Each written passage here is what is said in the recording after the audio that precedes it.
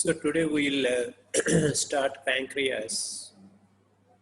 So one of the important topics, and so coming to the anatomy, pancreas means in Greek it is pan means all of you know this, whereas krias means flesh. So it was thought to be all flesh, and it was supposed to be a cushion for the stomach. So that was earlier days. Now you know the importance of pancreas and its role in causation of the diabetes. So it's retort shaped, and it's a retroperitoneal structure. That is very important. And the measurements are, as you can see, it is long, 15 centimeters long, whereas the width is about 3 centimeters, and the thickness is about 1.5 centimeters. So mainly it consists of head, body and tail. Of course, both head and body are connected by neck. So the head forms 30% of the substance of pancreas, whereas the remaining is by body and tail. So the head lies within the loop of duodenum, C loop. So all of you know this. So behind the neck are important structures, particularly the superior mesenteric vein is the one that is very important structure there. So in surgery of pancreas, we are supposed to safeguard superior mesenteric vein. As you know, the superior mesenteric vein will join the splenic vein to form the portal vein. So it is the confluence of superior mesenteric, splenic and the portal vein. That is the importance. The pancreas weighs about 80 grams, and of which 80 to 90% is exocrine, whereas remaining is endocrine, which are in the form of islets of Langerhans. So they are distributed throughout the gland. So there is no concentration, but mainly seen in head region, but throughout they are distributed. So that is about islets. In the islets, you have got a many number of cells. The B cells which secrete insulin are the predominant, about 75%. Whereas the A cells which produce glucagon are about 20%. Remaining are D cells, either D cells which produce somatostatin or other polypeptide cells. So this is the anatomy of the pancreas. So you can see all those structures here. So this is the retort shaped structure, long and less width and depth. And these are all the close relationships. This is the C loop of duodenum, into which this common bile duct and pancreatic duct confluence will join. This is the main pancreatic duct. Of course, there is accessory pancreatic duct also. So this is duct of Wirsung, whereas this is duct of Santorini.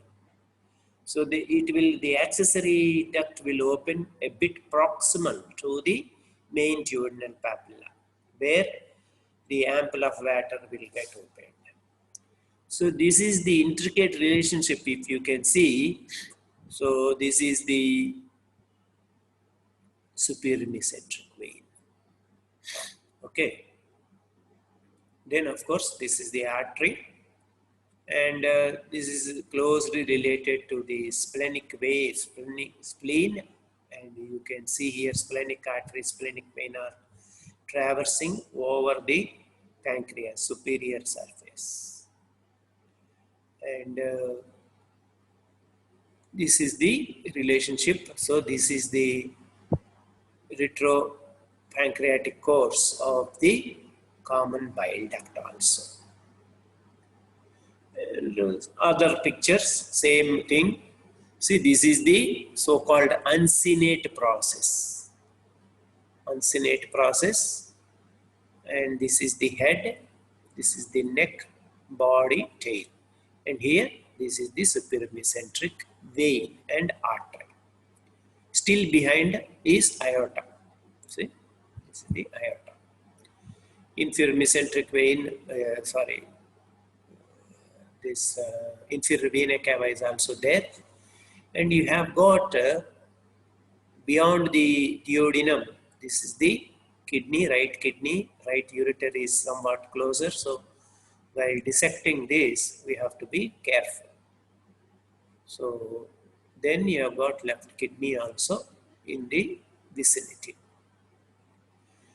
So this is the attachment or arrangement of the pancreatic duct. So this is the main duct that is called as virsum, whereas this is the accessory duct which is opening proximally. This is the Santorini duct. So this is the usual arrangement in about 60% of individuals. In some individuals, this accessory duct is completely suppressed, and the secretion of that is drained by accessory duct will be connected to the main duct, and then that is drained. Sometimes this may be, the main duct may be rudimentary and this may predominate. So like this, various anomalies are there in this ductal arrangement. So what are the investigations? Of course, depending on the function, we can investigate pancreas. So the estimation of pancreatic enzymes, these are the pancreatic enzymes: amylase, all of you know, lipase, trypsin, elastase. So of which we frequently estimate the level of amylase, but it is not very specific because there is hyperamylasemia in all these conditions apart from acute pancreatitis. Can be there in upper GI perforation like duodenal perforation, mesenteric ischemia, and torsion of any abdominal viscus, retroperitoneal hematoma, ectopic pregnancy. There is a condition called as macroamylasemia, renal failure, and even is a far distant organ like the parotid. If it gets inflamed, then also there may be hyperamylasemia. So though this is not very specific, but the level, suppose it is raised by 3 to 4 times, then you can suspect acute pancreatitis along with pain abdomen. Okay. Then there are the pancreatic function tests mainly for chronic lesions. So the estimation of the pancreatic enzymes in response to standard stimulus. So before that, what we do is we'll intubate the duodenum with a triple lumen tube, and you will first give in lung test. There is what is called as the test meal is given, whereas there is, this is the famous test, secretin test or CCK, cholecystokinin. They are given IV. There is another test that is called as NBT PABA. What is this PABA?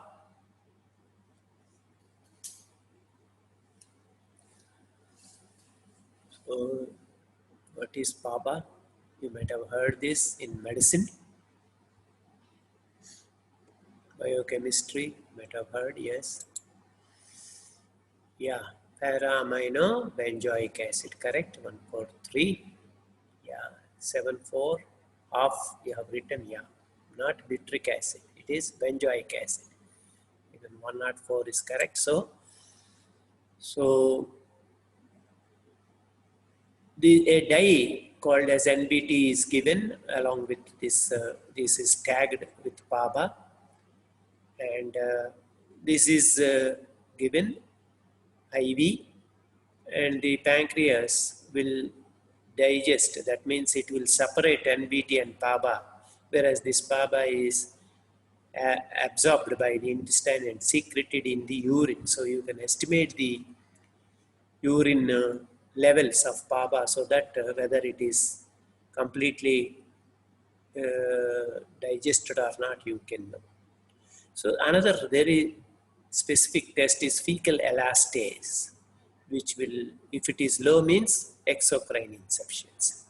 So these are few tests, but nowadays mainly these are for research purpose rather than for any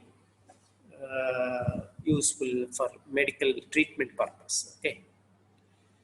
Of course, imaging are the mainstay of investigations. So even plain X-ray can show you calcification, particularly in chronic calcific pancreatitis. So then ultrasonography in all cases of jaundice, obstructive jaundice, the other day we were discussing, all cases of obstructive jaundice, we are supposed to do ultrasonography and then find out the lesion. Is it chronic pancreatitis? You can also see the mass in either chronic pancreatitis or carcinoma. The metastasis in the liver from carcinoma of the pancreas or cysts of the pancreas can be seen by ultrasonography. Then of course CT is the mainstay in detecting the various lesions of pancreas, which can show you calcification, mass lesion more clearly, necrosis in acute pancreatitis, collection of various fluids, and pseudocyst. Of course, pseudocyst can be diagnosed by ultrasound, but the extent and other details can be known by CT. Then guided aphanasy in a suspicious mass lesion of the pancreas. Even biopsy and drainage can be done by CT scan, where interventional radiologist will do this. Whereas if ERCP is not possible, you can do MRCP. So magnetic resonance cholangiopancreatography can be done. Of course, the gastroenterologist's armamentarium, the chief one is ERCP. So endoscopic retrograde cholangiopancreatography, where in carcinomas both the ducts are narrowed. This is so-called double duct sign. So both the pancreatic and CBD are narrowed. Then in chronic pancreatitis, only the pancreatic duct is narrow and stricture will be there. There will be dilatation also, narrowing, dilatation. Everything is possible by ERCP, you can see in chronic pancreatitis. Similarly, extension of ERCP is the breast cytology if you suspect malignancy, because it is very difficult to differentiate between carcinoma and chronic pancreatitis. So then you can also place stents in as a palliative measure in carcinoma or as a treatment measure in chronic pancreatitis. Then endoscopic ultrasound is also now coming up. Particularly, you can see the pancreas, any mass lesion, vasculature, lymph nodes, or which are not found by CT can also be seen by EUS. And it can also be both diagnostic and therapeutic. It can take, you can take FNAC through EUS and you can drain even pseudocysts by EUS. So this is the entire shape of the pancreas. There are calcifications, multiple. This is no dye is given, no contrast is given. So you are able to see the entire pancreas being calcified. Then this is the CT scan where you can see this large pseudocyst pushing the stomach both anteriorly and superiorly. So this is the CT scan. Then ERCP, I told you, you can see both the strictures and dilatation of the pancreatic duct. So this is the pancreatic duct. You can see the irregularity in another film also. So you can see here also. So this film, you can see this is the so-called chain of lakes. So this is one lake, this is another lake, this is another lake. In between there are strictures. So this is called a chain of lakes appearance.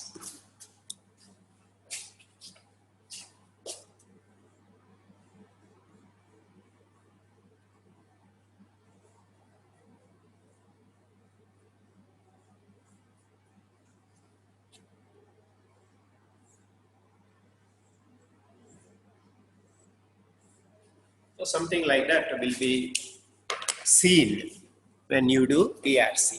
Okay. Then coming to various anomalies, there may be ill development of this even complete absence, aplasia, somewhat developed hypoplasia, hyperplasia, dysplasia. All these things can be there, but more important are pancreas divisum. So here a brief embryology is pancreatic duct will develop from two buds. One is ventral, another is dorsal. The ventral one will form the main pancreatic duct and the substance, whereas dorsal one is accessory pancreatic duct will develop. So in pancreas divisum, it is actually the ventral bud should be more developed, but here it is the dorsal bud that is developed, and then this can lead to various anomalies, not only anomalies, various diseases like even acute pancreatitis, chronic pancreatitis. All these things can be seen in pancreas divisum, where it is the predominant dorsal bud and they don't fuse also. Ultimately, both ventral and dorsal buds should fuse, whereas in pancreas divisum, that's why it is called as divisum. They don't fuse. So, and the dorsal one will predominate. Whereas annular pancreas is something ring around the duodenum, C-loop, because of malrotation of the ventral bud. So there is some tissue around this duodenum.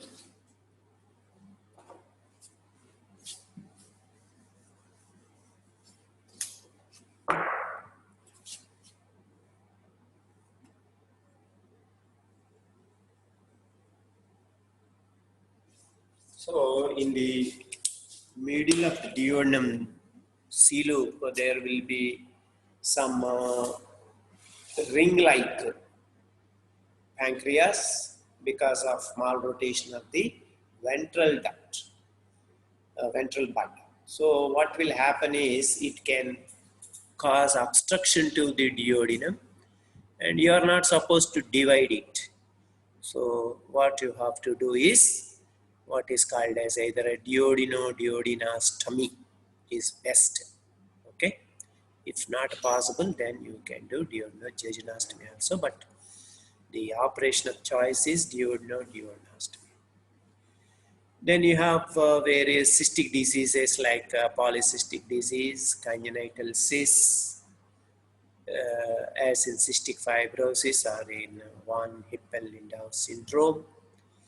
Ectopic pancreatic tissue, the other day I was telling you, it can be seen in stomach, duodenum, esophagus, and even in Meckel's diverticulum. If it is there in Meckel's diverticulum, it can, the secretions by this is functional ectopic.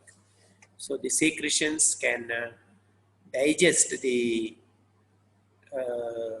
tissue mucosa and then cause torrential bleeding also. Accessory pancreas can also be there. So now let us go to the main disease. This is very important for you, both academically and therapeutically, because this is an essay question.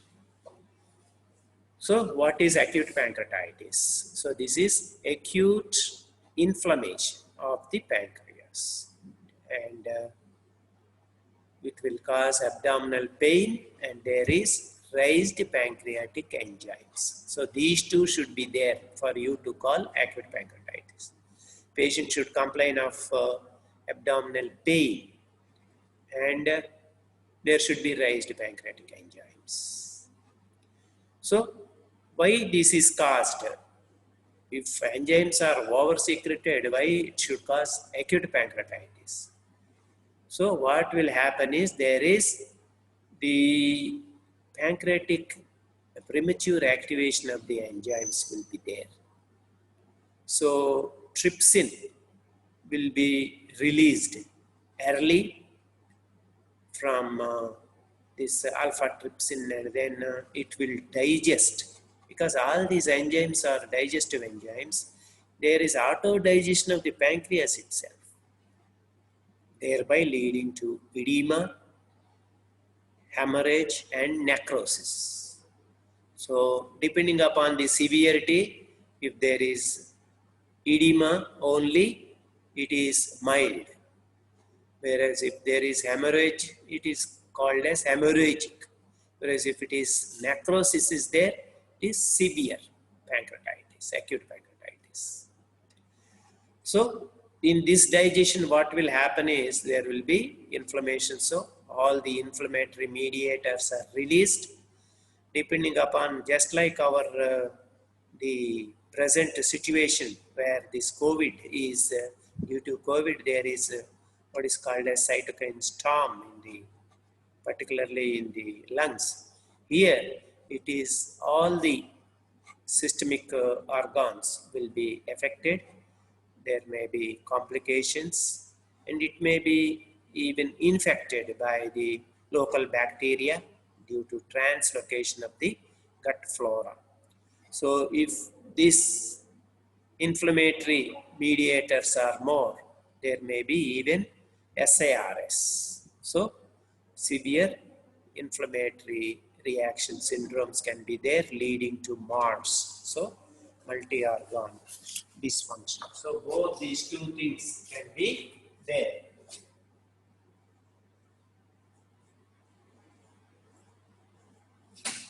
But thankfully, this is seen in a less number of patients. Mainly it is mild, and the patient will be, it is usually reversible, but it can recur. If the cause is persisting, like congenital problems, it can recur.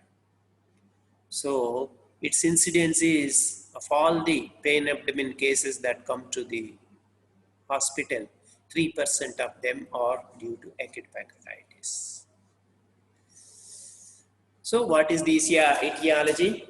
This table, you should by heart it, or whatever you do, I don't know. You should reproduce this as it is, because so many causes are there, and you are at least not supposed to miss first two. If you miss first two and then write remaining all, it is of no use. So you should remember gallstones, because they form about 50 to 70% of the acute pancreatitis cases because of gallstones. Need not be macroscopic, even microlithiasis. That is the theory nowadays. In a patient without any gallstones, you cannot dub it as idiopathic. You should search for microlithiasis. Okay. Then alcohol next. So alcohol about 1/4 of cases. Well, it can be caused by ERCP or injury, direct injury, or surgery while we are doing surgery also, post-operative pancreatitis. So trauma is the third leading cause of acute pancreatitis. That caused by ERCP is usually mild, whereas post-op pancreatitis is a bit severe. Sometimes ampullary tumor, because of stasis also, it can produce pancreatitis. So many drugs, steroids, azathioprine, all these are used for either for malignancies or even transplantation. All these drugs, azathioprine, then asparaginase, then valproic acid, you know more about these, thiazides, diuretics, estrogens also are blamed in production of acute pancreatitis. Similarly, hyperparathyroidism. So there is a saying in whenever I don't know whether the person who has taught you about parathyroid and hyperthyroidism, there is this saying in English regarding hyperparathyroidism.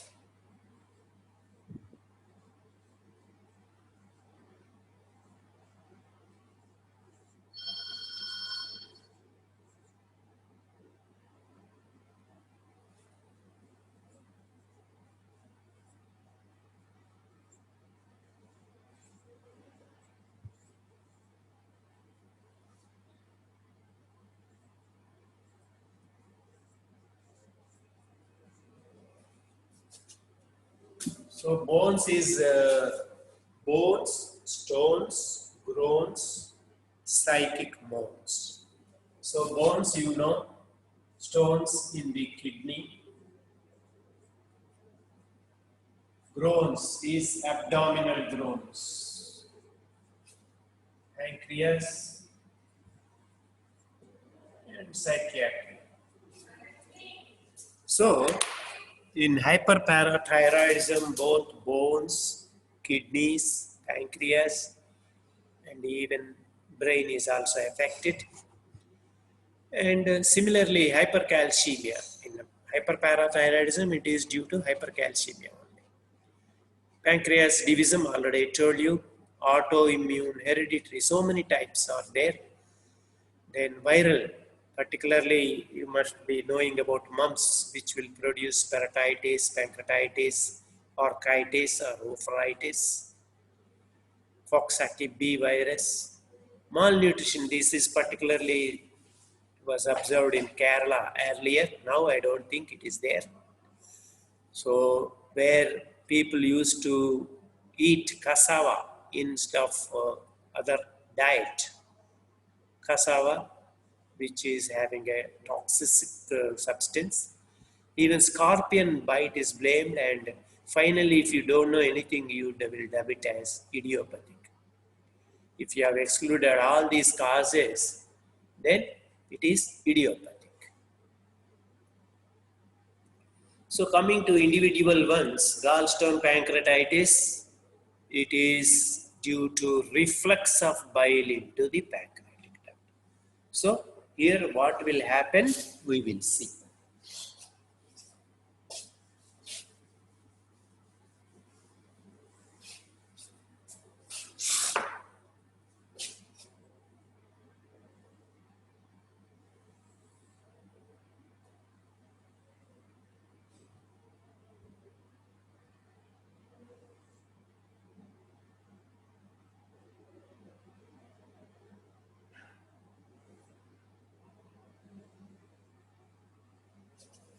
So let us say that the gallstone or stone in the CBD is blocking the ampulla bladder. Then what will happen to the bile? It will first go like this and then get reflux into the pancreatic duct. So that is toxic to the pancreas. So the pancreas will think that there is bile in the intestine, so it will secrete without the food the enzymes which are activated by bile into the active enzymes, and then they will be hyper secretion, and then it will cause auto digestion of the pancreas. That is the pathology in gallstone pancreatitis. So the pancreatic juice cannot escape into the duodenum. So it cannot go. It is blocked by the stone. So it will be concentrating here, and then so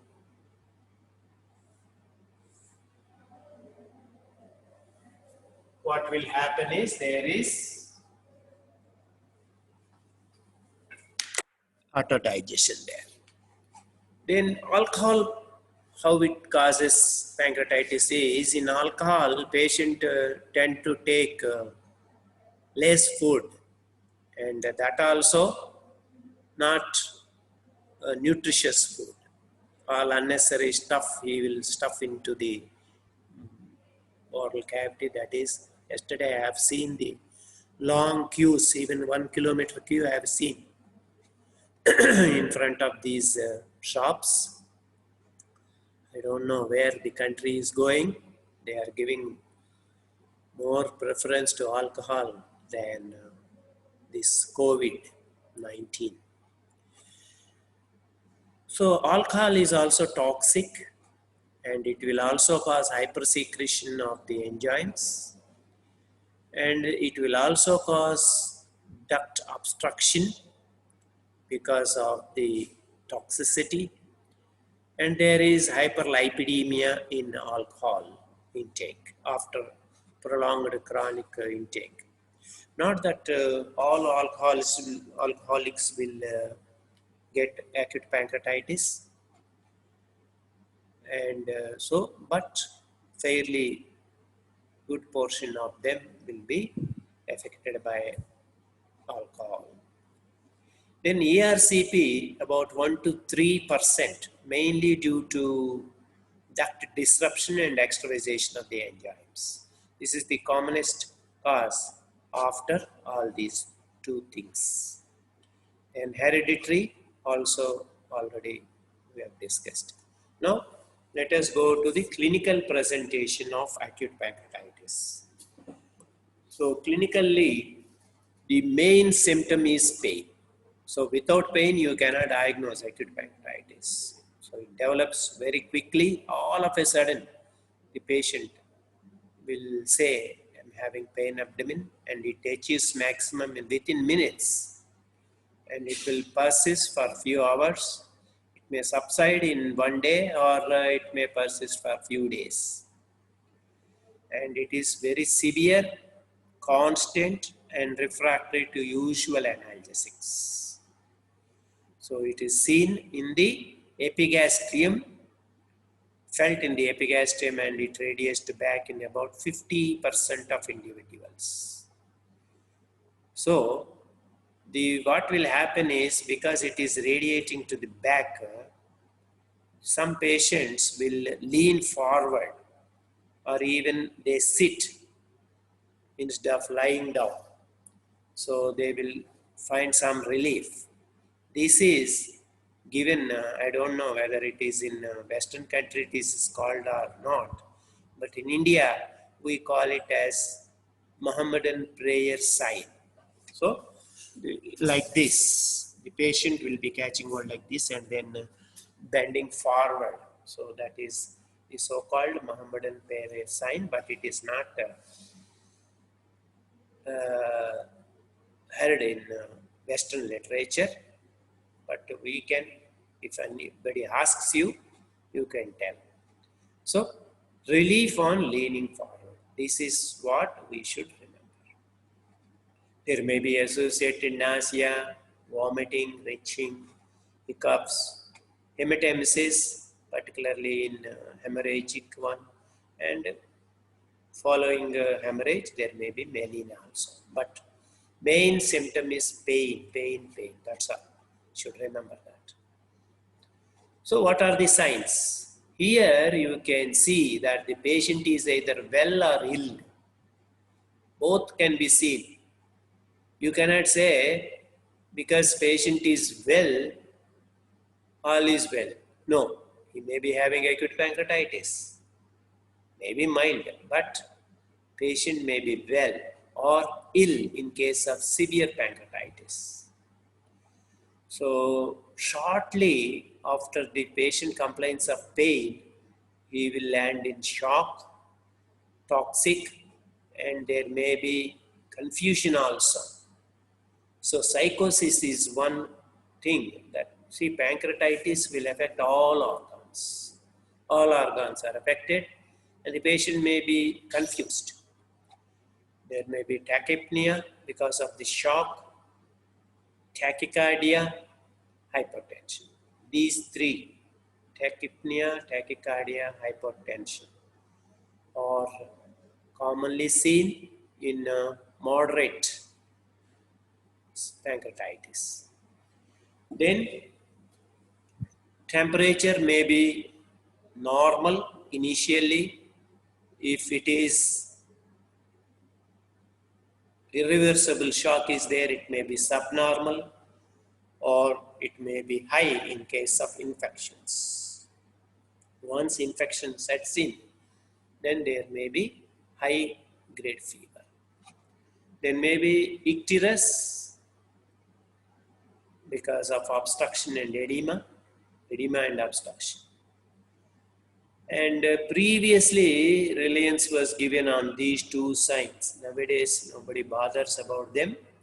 So, bleeding into facial planes around umbilicus is called as Cullen sign, whereas into the flanks is called as Gray Turner sign. They may be, old timers may ask you about this, but nowadays it is not seen because that much grave cases we don't see. So abdomen is distended because of the paralytic ileus, and there may be collection of fluid also. So abdominal distension after few hours is the typical sign one can observe. There is guarding obviously, and if it is after few weeks, you may see even mass in the epigastrium. There is sympathetic pleural effusion in about 10 to 20% of cases. So in general, what you have to see is you cannot exclude acute pancreatitis in a well situation. Okay. So this is the Gray Turner sign. In the flank, there is ecchymosis. So what is the differential diagnosis? So just like in peptic ulcer, we have differentiated it from pancreatitis. Similarly, cholecystitis, intestinal obstruction, ischemia. So all these are already we have seen. Macroamyloischemia will be there, but one thing you have to exclude in every pancreatitis is myocardial infarction. Don't dub a MI patient as acute pancreatitis because there is pain abdomen. So it may be MI, an inferior wall MI may be there. Similarly, there may be pleurisy or pneumonia, and you may mistake it for acute pancreatitis. So this is the both surgical and medical causes which need to be excluded before you dub a patient as acute pancreatitis. Particularly these which are to be operated immediately. So intestinal obstruction, perforation, you need to open the abdomen. Whereas in acute pancreatitis, you are not supposed to open. Don't open and see for diagnosis. In olden days, we used to do, but nowadays it is not pardonable. Similarly, you should not miss any MI patient. So, investigations. Investigations we do, first thing is it acute pancreatitis? That should be our main goal or aim. While you do investigations, why we want to do investigations is first rule out acute pancreatitis. Once it is confirmed that it is acute pancreatitis, then you should know how severe it is. Is it mild or is it severe? Then you should also know etiology because you have to operate immediately after 3 to 4 days at the time of discharge if it is due to gallbladder pathology, that is gallstones. Unless you remove gallstones, the patient will have second attack immediately. So these three things are very, very important. First of all, is it acute pancreatitis? If at all it is so, how severe it is, then what is the cause? As I told you, serum amylase is the first one which we do, and for you to diagnose acute pancreatitis, it should be more than 3 to 4 times. But lipase nowadays is available. Previously it was not available, now it is freely available. So lipase in a good hospital, a good lab, you can estimate lipase which is more sensitive and specific for acute pancreas. There may be rise in bilirubin, and this will follow, hyperglycemia will follow, and there may be hypocalcemia. Hypocalcemia is a bad prognostic sign. Okay, so these are the blood tests which can be done, and before we treat the patient, we have to assess the severity, and it will be dubbed as severe if more than 3 or more than 3 are there present. So this table also, at least you remember Ranson score, if not Glasgow. If you write Ranson score, you will get extra marks. If you don't write, you may not lose, but if you write, you will get extra marks. At least 1 mark will be added if you write Ranson score. Simply mentioning Ranson score will not fetch you any marks. But if you can write at least the first one at the time of admission, if you can write, you will get 1 mark. If you write this also, you will get 1.5. But the examiner will have a suspicion that you have copied, because it is very difficult to remember all these figures. So don't try to write this for extra half mark, but you should write this for extra 1 mark. Okay, remember this. So the score is like this. So age, in both Ranson and Glasgow scales, age is very important. If it is more than 55, 1 score is given, 1 point is given.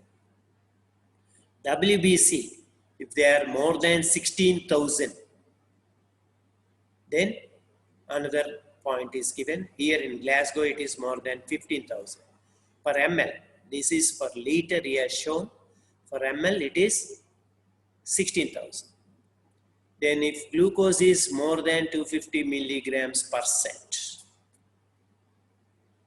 or LDH is more than 350 units per liter, or AST is more than 250 units per liter. These are the ones which you have to remember. If they are there, means any 3 of these 5 scores, if they are there, that means it is acute pancreatitis. Okay. Similarly, here also all the values are given. Instead of AST, here it is serum albumin. It should be more than 3.2 grams per ml, per 100 ml, deciliter. Okay. Of course, within 48 hours, there are so many other criteria like BU and blood urea nitrogen. Instead of BUN, it is serum urea in Glasgow. PaO2, so oxygen saturation. Nowadays, all of you, even laymen, know about this oxygen saturation. So it should be more than 60 in acute pancreatitis. Then serum calcium, hypocalcemia is a bad sign, I told you already. Base deficit more than 4 millimoles. Fluid sequestration more than 6 liters. So these are all the ones after the admission, but within 48 hours. Whereas Glasgow, within 48 hours only. So the main difference between Ranson and Glasgow is, on admission we will do the scoring, whereas in Glasgow it is within 48 hours. So once again, you have to remember Ranson score on admission. Age, WBC, glucose, LDH, AST. So please remember them. If at all there is a question on acute pancreatitis, you are supposed to write them. Then,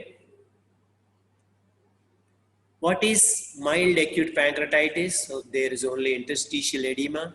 There is very minimal organ dysfunction. If at all it is there, only tachycardia, something like that will be there.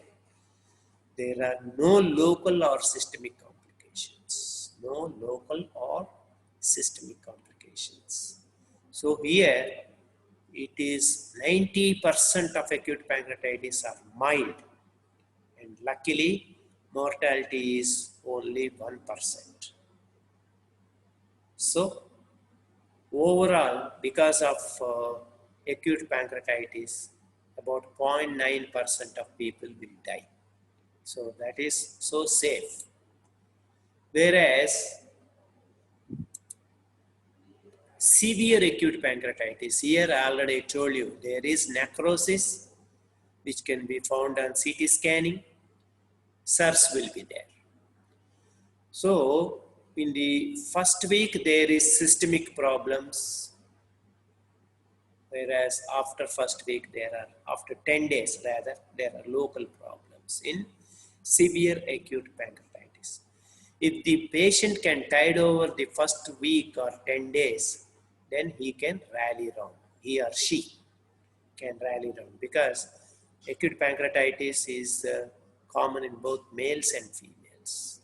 So there is multi-organ failure. Mortality is anywhere around 20 to 50.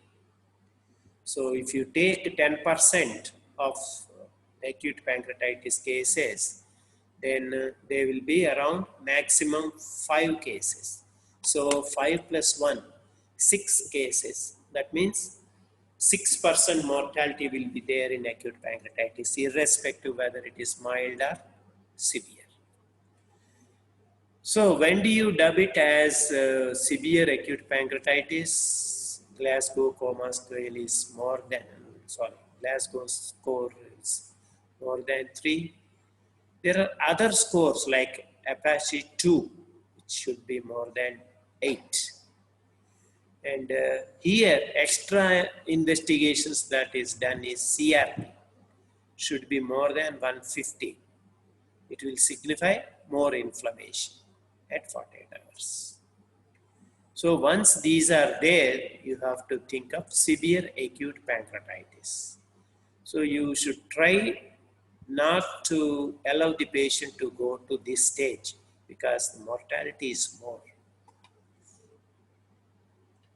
So once the patient, you have suspected acute pancreatitis, you can do plain X-ray, but it is not diagnostic. It is done only to exclude other conditions. Of course, there are certain signs which, in the absence of imaging, they used to say sentinel loop, the duodenal loop is dilated. That is the only loop that is seen in plain X-ray. That's why it is called a sentinel loop. Colon cutoff sign. The transverse colon is cut off in the middle. Renal halo sign. So around the kidney, because of this effusion, there may be renal halo, but these are unreliable. They are not seen or looked for. Nowadays, people are not doing plain X-ray. What about these conditions then? Then of course ultrasound, we should do 24 hours, not to diagnose acute pancreatitis, but to rule out gallstones and acute cholecystitis, which is a differential diagnosis, whereas presence of gallstones means it needs urgent ERCP to remove stones in the CBD. So ERCP need to be done within 48 hours if there are gallstones. You can of course see swollen pancreas, but as I told you, it is not to diagnose acute pancreatitis. It is to rule out gallstones. That is very important. So you can see in ultrasound the enlarged pancreas. This is, see how much thickened the pancreas is. Okay. You can see behind, this is the superior mesenteric vein and then aorta. Then CT. CT is not necessary. If you think it is mild pancreatitis, no need for CT. Only indications are diagnostic uncertainty. After all tests, if you are unable to still not diagnose or exclude other conditions, then you have to do CT.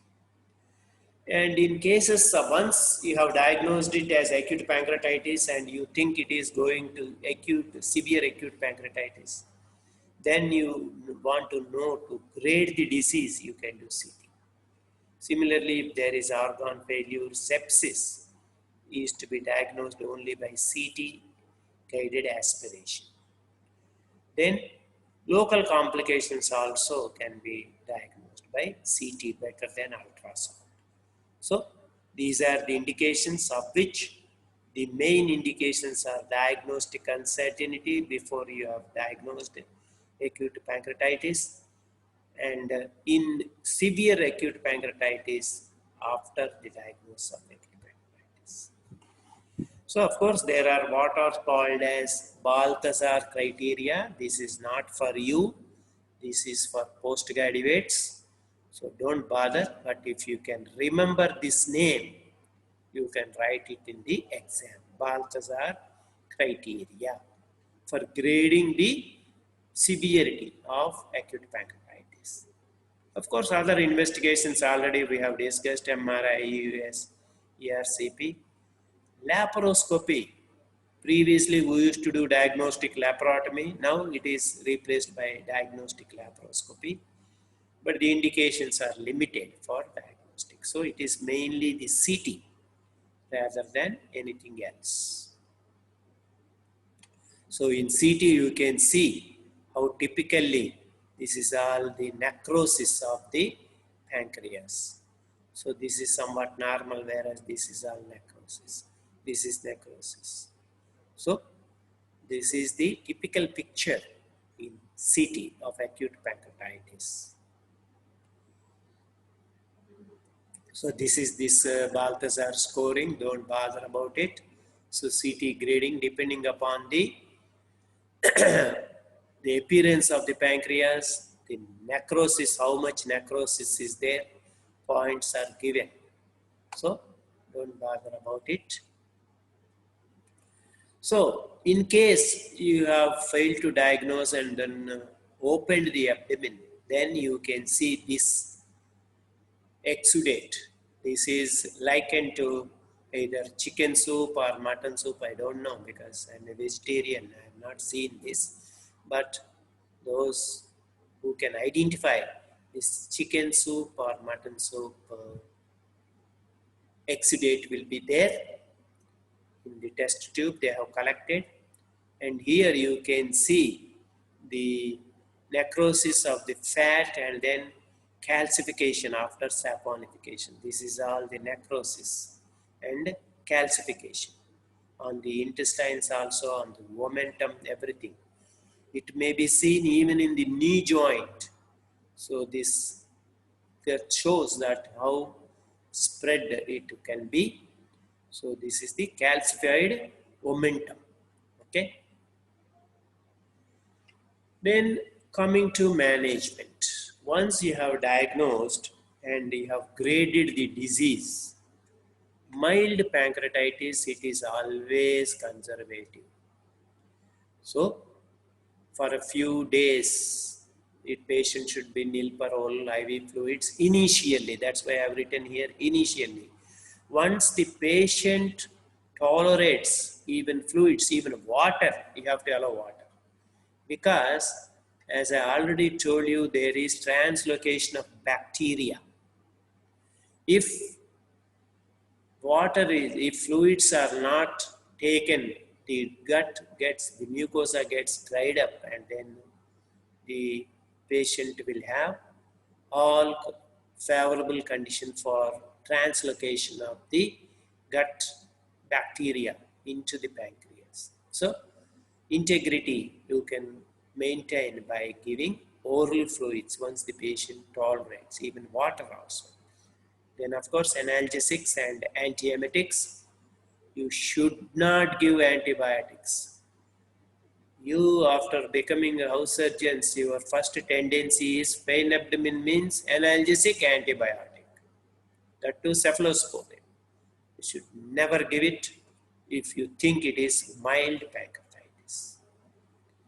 So what happens is if you give antibiotics, the bacteria which are resistant to these antibiotics will proliferate, and then they will can invade the pancreas. So we should not give antibiotics.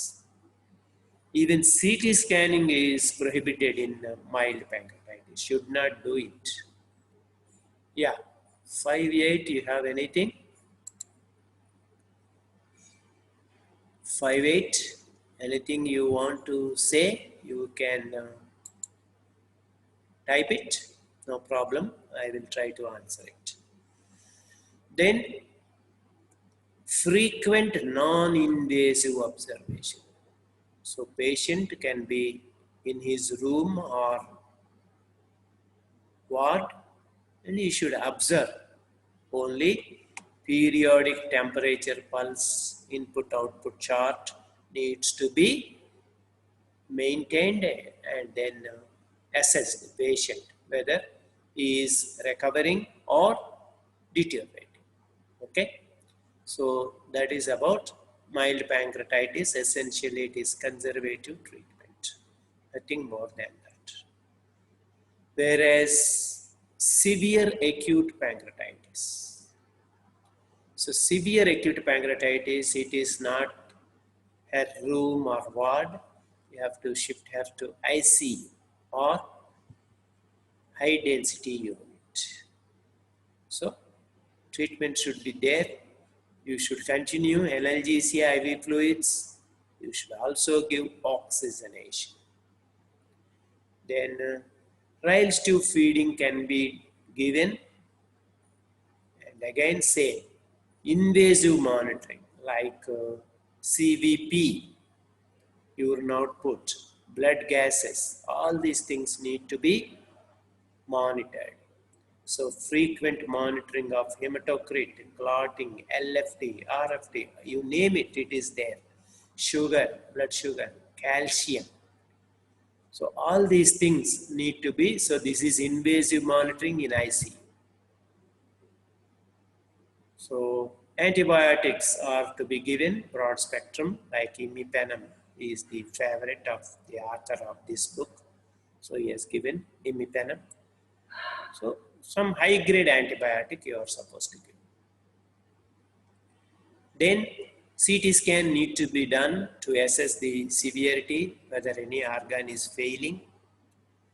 And then if you suspect sepsis, CT scan is a must.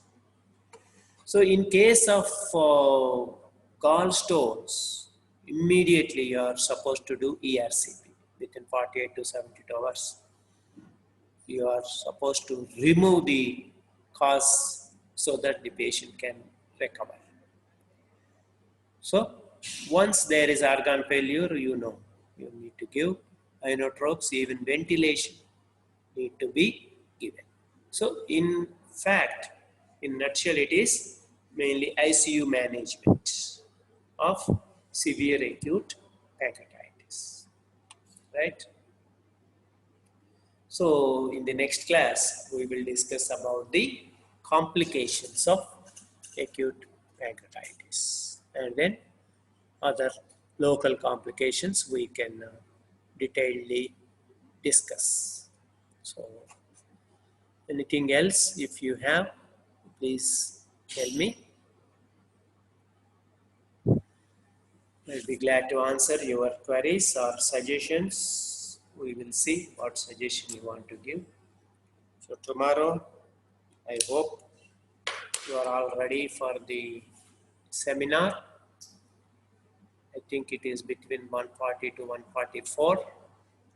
Hope They are all ready with their material, and all the best to them. Of course, this is not a competition, but whoever is doing well will earn our appreciation. But don't be under any tension, because after all, this is first time for you in surgery at least. So we expect some drawbacks from you. Similarly, we have our own drawbacks in assessing also. So, but try to perform to your level best. Okay. Now, so if there are no queries, let us say quits today. Thank you.